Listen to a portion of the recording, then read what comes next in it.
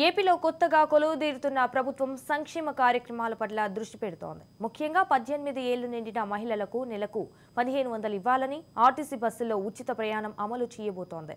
అయితే సంక్షేమ పథకాలతో పాటు రాష్ట్ర అభివృద్ధి చేయాలని, అదేవిధంగా రాష్ట్ర రాజధాని నిర్మాణం అవసరం అంటున్న సిపిఐ జిల్లా కార్యదర్శి జాఫర్తో మా ప్రతినిధి సూర్య ఫేస్ టు ఫేస్.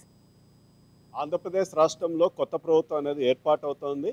అయితే చాలామంది విశ్లేషకులు చెప్పడం ఏమంటే గత ప్రభుత్వం సంక్షేమ ఫలితాలు మాత్రమే ఇచ్చింది, ప్రజలకి అభివృద్ధి అనేది శూన్యం అంటూ ఒక వాదన. అదేవిధంగా ఇప్పుడు కాబోతున్న టీడీపీ ప్రభుత్వం కూడా నారా చంద్రబాబు నాయుడు సారథ్యంలో ఏదైతే సంక్షేమ ఫలితాలకే పెద్దపీట వేసేలాగా మనకైతే కనిపిస్తోంది. ముఖ్యంగా మహిళలకు ఆకట్టుకునేలాగా ఏదైతే 18 సంవత్సరాలు నిండిన మహిళలకి నెలకు 1500 ప్రకారంగా సంవత్సరానికి 18,000 రూపాయలు ఇవ్వాలంటూ ఒక ప్రతిపాదన అనేది తీసుకొస్తున్నారు. అయితే అభివృద్ధి అనేది చెయ్యాలి, ఇదే మనకు ఎజెండా అంటూ చాలామంది చెప్పడం జరుగుతోంది. ఇక ఇదే అంశం గురించి మనం మాట్లాడడానికి సిపిఐ జిల్లా కార్యదర్శి జాఫర్ గారు ఉన్నారు. ఒకసారి మాట్లాడుతూ అన్న చెప్పండి, ఇప్పుడు టీడీపీ ప్రభుత్వం వచ్చేసి ఏదైతే హామీ ఇచ్చిందో, మేనిఫెస్టోలో చేకూర్చిందో దానిపైన ముఖ్యంగా దృష్టి పెట్టింది. ఏంటి ఇది కరెక్టే అంటారా?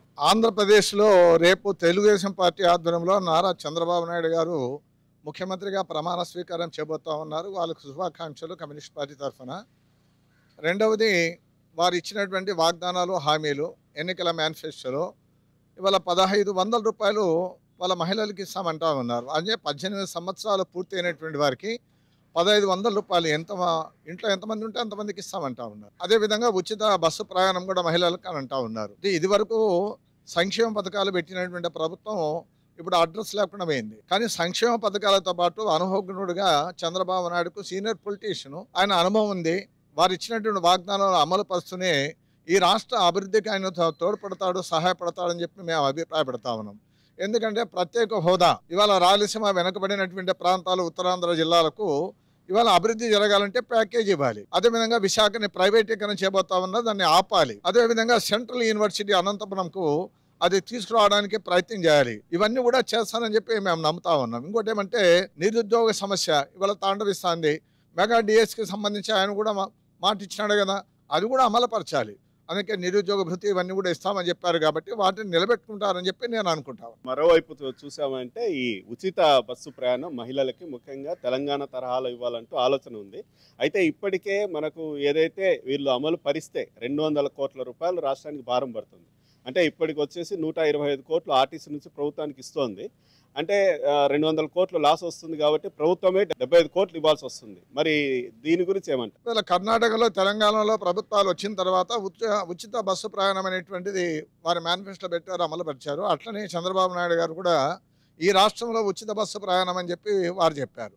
ఇది అమలుపరచాలంటే ₹1 కోట్ల బడ్జెట్లో ఇవన్నీ కూడా కేటాయించాల్సి వస్తుంది. ఇవాళ ప్రభుత్వమే 75 లక్షల వరకు ఇవ్వాల్సినటువంటి అవసరం ఉంటుంది. అయినా కూడా నేను అభిప్రాయపడుతున్నది ఏమంటే ఇవాళ రాష్ట్ర ప్రభుత్వం ఫుల్ మెజార్టీతో ఉంది కాబట్టి ఇవాళ కేంద్రంలో ఉన్న బీజేపీ ఎన్డీఏ ప్రభుత్వము ఇవాళ ఆంధ్రప్రదేశ్ ప్రభుత్వం పైన ఆధారపడిన ప్రభుత్వం కాబట్టి ఇవాళ చంద్రబాబు నాయుడు, నితీష్ కుమార్ యొక్క లేకుండా ఇవాళ సెంట్రల్లో గవర్నమెంట్ లేదు. కాబట్టి ఇవాళ నిధులు కూడా సమకూర్చుకునేటువంటి అవకాశం ఉంది. కాబట్టి వారు ఇచ్చినటువంటి యొక్క ఏవైతే హామీలు ఉన్నాయో అవి అమలుపరిచేటువంటి అవకాశం ఉందని చెప్పి అభిప్రాయపడతారు. ఇంతవరకు ఈ రాజధాని విషయంలో అయితే గందరగోళ పరిస్థితి ఉంది మన రాష్ట్రంలో. మరి సిపిఐ దీనిపైన ఏం చెప్తుంది? ఫ్రమ్ బిగినింగ్ ఇవాళ భారత కమ్యూనిస్ట్ పార్టీ సిపిఐ రాష్ట్ర సమితి అమరావతి రాజధానికి కట్టుబడి ఉంది.